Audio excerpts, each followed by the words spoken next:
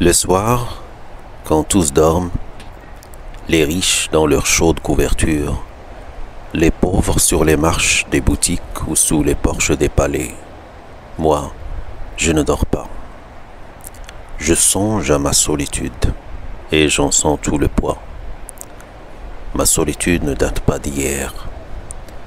Je vois au fond d'une impasse que le soleil ne visite jamais un petit garçon de 6 ans dresser un piège pour attraper un moineau. Mais le moineau ne vient jamais. Il désire tant ce petit moineau. Il ne le mangera pas. Il ne le martyrisera pas. Il veut en faire son compagnon. Les pieds nus sur la terre humide, il court jusqu'au bout de la ruelle pour voir passer les ânes et revient s'asseoir sur le pas de la maison et attendre l'arrivée du moineau qui ne vient pas.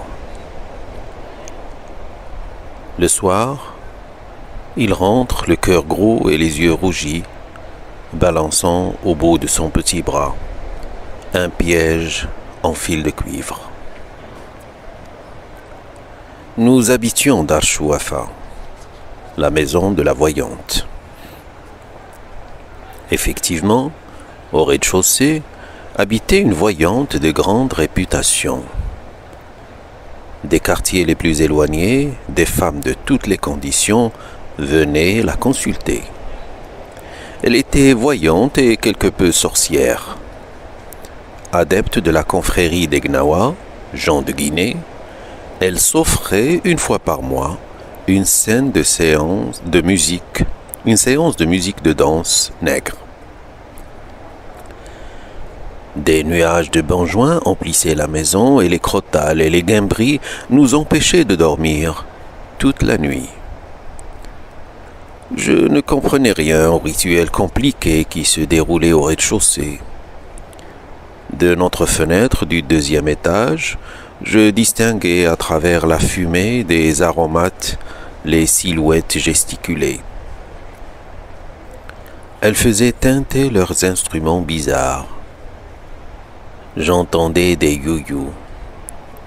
Les robes étaient tantôt bleu ciel, tantôt rouge sang, parfois d'un jaune flamboyant. Les lendemains de ces fêtes étaient des jours mornes, plus tristes et plus gris que les jours ordinaires. Je me levais de bonne heure pour aller au Msid, école coranique située à 2 pas de la maison. Les bruits de la nuit roulaient encore dans ma tête. L'odeur du benjoin et de l'encens m'enivrait. Autour de moi rôdaient les genounes, les démons noirs évoqués par la sorcière et ses amis avec une frénésie qui touchait au délire. Je sentais les genounes me frôler de leurs doigts brûlants. J'entendais leur rire comme par les nuits d'orage. Mes index dans les oreilles, je criais les versets tracés sur ma planchette, avec un accent de désespoir. Les 2 pièces du rez-de-chaussée étaient occupées par la Chouafa, principal locataire. Au 1er étage habitait Driss El-Oued, sa femme Rahma, et leur fille d'1 an plus âgée que moi. Elle s'appelait Zineb et je ne l'aimais pas. Toute cette famille disposait d'une seule pièce. Rahma faisait la cuisine sur le palier. Nous partagions avec Fatma Bziouia le 2e étage. Nos 2 fenêtres faisaient vis-à-vis et donnaient sur le patio. Un vieux patio dont les carreaux avaient depuis longtemps perdu leurs émaux de couleur et qui paraissait pavé de briques. Il était tous les jours lavé à grande eau et frotté au balai de Doum. Les genounes aimaient la propreté. Les clients de la Chouafa avaient dès l'entrée une bonne impression de netteté et de paix qui invitait à l'abandon, aux confidences, autant d'éléments qui aidaient la voyante à dévoiler plus sûrement l'avenir. Il n'y avait pas de clientes tous les jours. Aussi inexplicable que cela puisse paraître, il y avait la morte saison. On ne pouvait en prévoir l'époque. Brusquement, les femmes cessaient d'avoir recours à des filtres d'amour, se préoccupaient moins de leur avenir, ne se plaignaient plus de leur douleur des reins, des omoplates ou du ventre. Aucun démon ne les tourmentait. La Chouafa choisissait ces quelques mois de trêve pour s'occuper de sa santé propre. Elle se découvrait des maux que sa science ne pouvait réduire. Les diables l'hallucinaient, se montraient exigeants quant à la couleur des cafetans, l'heure de les porter, les aromates qu'il fallait brûler dans telle ou telle circonstance. Et dans la pénombre de sa grande pièce tendue de crotonne, la Chouafa gémissait, se plaignait, conjurait, se desséchait dans des nuages d'encens et de bonjoin. J'avais peut-être 6 ans. Ma mémoire était une cire fraîche et les moindres événements s'y gravaient en images ineffaçables. Il me reste cet album pour égayer ma solitude, pour me prouver à moi-même que je ne suis pas encore mort. À 6 ans, j'étais seul, peut-être malheureux, mais je n'avais aucun point de repère qui me permît d'appeler mon existence solitude ou malheur. Je n'étais ni heureux, ni malheureux. J'étais un enfant seul. Cela, je le savais. Point farouche de nature, j'ébauchai de timides amitiés avec les bambins de l'école coranique. Mais leur durée fut brève. Nous habitions des univers différents. J'avais un penchant pour le rêve. Le monde me paraissait un domaine fabuleux, une féerie grandiose où les sorcières entretenaient un commerce familier avec des puissances invisibles. Je désirais que l'invisible m'admît à participer à ces mystères. Mes petits camarades de l'école se contentaient du visible, surtout quand ce visible se concrétisait en sucreries d'un blanc céleste ou d'un rose de soleil couchant. Ils aimaient grignoter, sucer, mordre à pleines dents. Ils aimaient aussi jouer à la bataille, se prendre à la gorge avec des airs d'assassins, crier pour imiter la voix de leur père, s'insulter pour imiter les voisins, commander pour imiter le maître d'école. Moi, je ne voulais rien imiter, je voulais connaître. Abdallah l'épicier me raconta les exploits d'un roi magnifique qui vivait dans un pays de lumière, de fleurs et de parfums, par-delà les mers des ténèbres, par-delà la grande muraille. Et je désirais faire un pacte avec les puissances invisibles qui obéissaient aux sorcières afin qu'elles m'emmènent par-delà les mers des ténèbres et par-delà la grande muraille, vivre dans ce pays de lumière, de parfums et de fleurs. Mon père me parlait du paradis. Mais pour y renaître, il fallait d'abord mourir. Mon père ajoutait que se tuer était un grand péché, un péché qui interdisait l'accès à ce royaume. Alors, je n'avais qu'une solution, attendre. Attendre de devenir un homme, attendre de mourir pour renaître au bord du fleuve Salsebil. Attendre, c'est cela exister. À cette idée, je n'éprouvais certainement aucune frayeur. Je me réveillais le matin, je faisais ce qu'on me disait de faire. Le soir, le soleil disparaissait et je revenais m'endormir pour recommencer le lendemain. Je n'avais qu'une journée. Je savais qu'une journée s'ajoutait à une autre. Je savais que les jours faisaient des mois, que les mois devenaient des saisons, et les saisons l'année. J'ai 6 ans, l'année prochaine j'en aurai 7, et puis 8, 9 et 10. À 10 ans, on est presque un homme. À 10 ans, on parcourt seul tout le quartier. On discute avec les marchands, on sait écrire, au moins son nom. On peut consulter une voyante sur son avenir, apprendre des mots magiques, composer des talismans. En attendant, j'étais seul au milieu d'un grouillement de têtes rasées, de nez humides, dans un vertige de vocifération de versets sacrés. L'école était à la porte de Derb Nouala. Le fki, un grand maigre à barbe noire, dont les yeux lançaient constamment des flammes de colère, habitait la rue JF. Je connaissais cette rue. Je savais qu'au fond d'un boyau noir et humide s'ouvrait une porte basse, d'où s'échappait toute la journée un brouhaha continu de voix de femmes et de pleurs d'enfants. La première fois que j'avais entendu ce bruit, j'avais éclaté en sanglots parce que j'avais reconnu les voix de l'enfer telles que mon père les évoqua un soir. Ma mère me calma. « Je t'emmène prendre un bain. Je te promets une orange et un œuf dur, et tu trouves le moyen de braire comme un âne. » Toujours octant, je répondis « Je ne veux pas aller en enfer. » Elle leva les yeux au ciel et se tut, confondue par tant de niaiseries. Je crois n'avoir jamais mis les pieds dans un bain mort depuis mon enfance. Une vague appréhension et un sentiment de malaise m'ont toujours empêché d'en franchir la porte. À bien réfléchir, je n'aime pas les bains morts. La promiscuité, l'espèce d'impudeur et de laisser aller que les gens se croient obligés d'affecter en de tels lieux m'en écarte.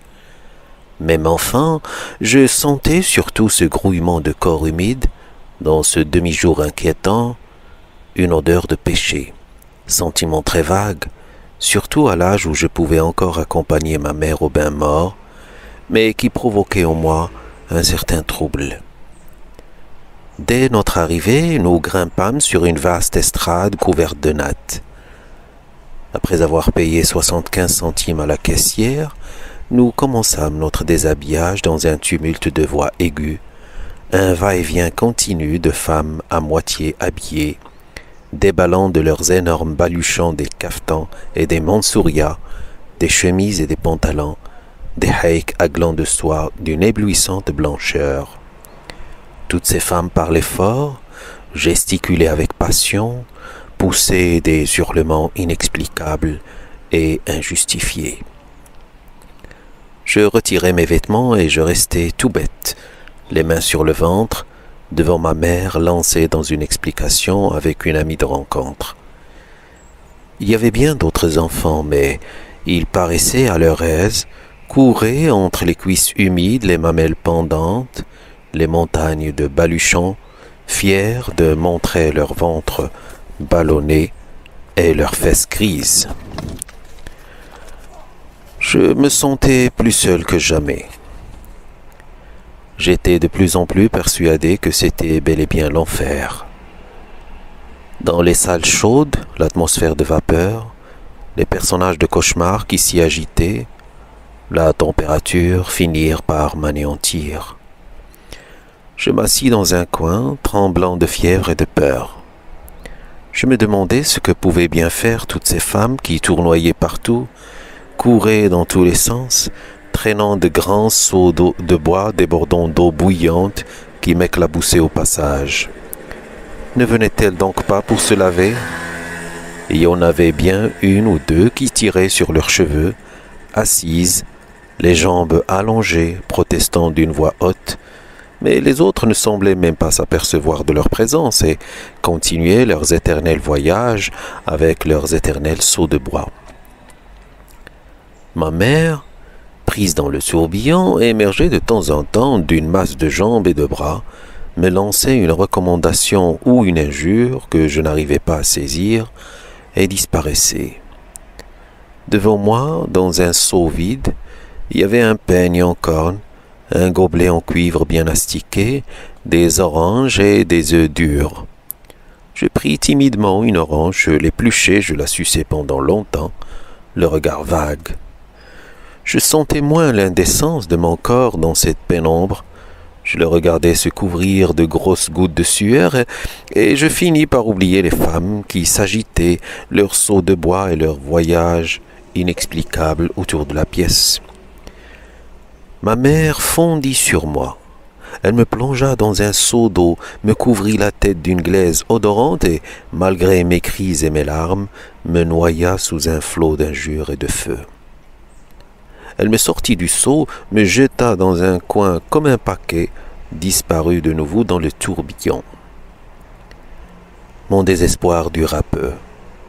Je plongeai la main dans le seau à provisions et je pris un œuf dur, gourmandise dont j'étais particulièrement friand.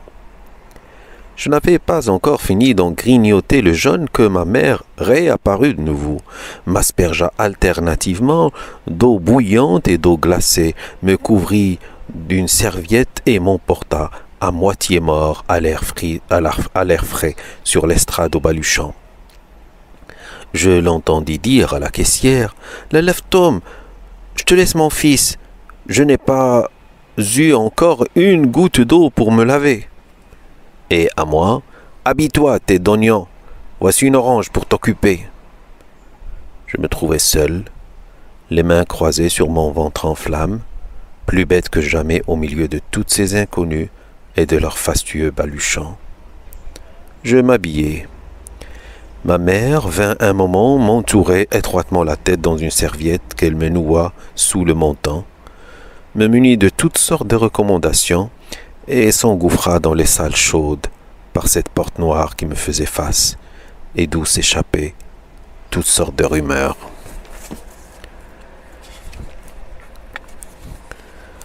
J'attendis sur l'estrade jusqu'au soir. Ma mère finit par venir me rejoindre, l'air épuisé, se plaignant de violents maux de tête. Heureusement pour moi, ces séances de bain-mort étaient assez rares. Ma mère ne voulait point s'embarrasser de l'enfant empoté et maladroit que j'étais. Pendant son absence, j'étais livré à mes timides fantaisies.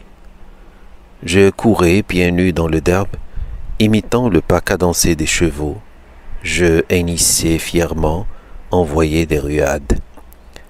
Parfois, je vidais simplement ma boîte à merveilles par terre et j'inventoriais mes trésors. Un simple bouton de porcelaine me mettait les sens en extase. Quand je l'avais longtemps regardé, j'en caressais des doigts la matière avec respect. Mais il y avait dans cet objet un élément qui ne pouvait être saisi ni par les yeux, ni par les doigts. Une mystérieuse beauté intraduisible. Elle me fascinait. Je sentais toute mon impuissance à en jouir pleinement. Je pleurais presque de sentir autour de moi cette étrange chose invisible, impalpable, que je ne pouvais goûter de la langue, mais qui avait un goût et le pouvoir d'enivrer. Et cela s'incarnait dans un bouton de porcelaine et lui donnait ainsi une âme et une vertu de talisman. Dans la boîte à merveilles, il y avait une foule d'objets hétéroclites qui, pour moi seul, avaient un sens. Des boules de verre, des anneaux de cuivre, un minuscule cadenas sans clé, des clous à tête dorée, des encriers vides, des boutons décorés, des boutons sans décor. Il y en avait en matière transparente, en métal, en nacre. Chacun de ces objets me parlait son langage. C'étaient là mes seuls amis. Bien sûr, j'avais des relations dans le monde de la légende avec des princes très vaillants et des géants au cœur tendre, mais ils habitaient les recoins de mon imagination.